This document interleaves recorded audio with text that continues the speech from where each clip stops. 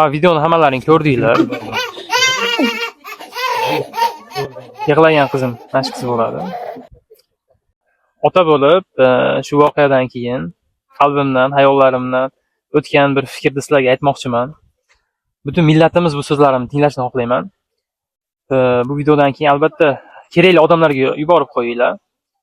Qaranglar, shunchaki bog'chadan bir kun ertalabdan kechgacha o'zini yolg'iz his qilgan qizalog'im shunchaki to'lib yig'lagan, to'lib ketgan, bizni ko'rib dodlab yig'ladi. Endi tasavvur qilib ko'ring. Ayrim bir ota-onalar sababsiz, arzimagan sabablarda deb ajrashayotganlar farzandingiz haqida hech o'ylab ko'ryapsizmi? Chuqurroq o'ylab ko'ring.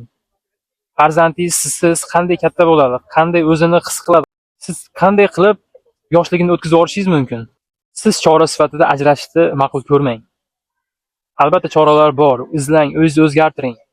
Farzandingiz, oilangiz taqdiri o'z qo'lingizda. O'zingizdan ko'ra albatta farzandlaringizni o'ylang. Xudbinlik davri albatta tugadi, bo'ydoqli payt. Albatta tayyor bo'lsangizgina farzand ko'ring.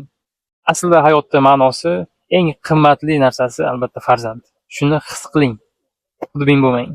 Kerakli odamlarga yuborib qo'ying videoni. Manfaatli bo'ladi degan umidamiz.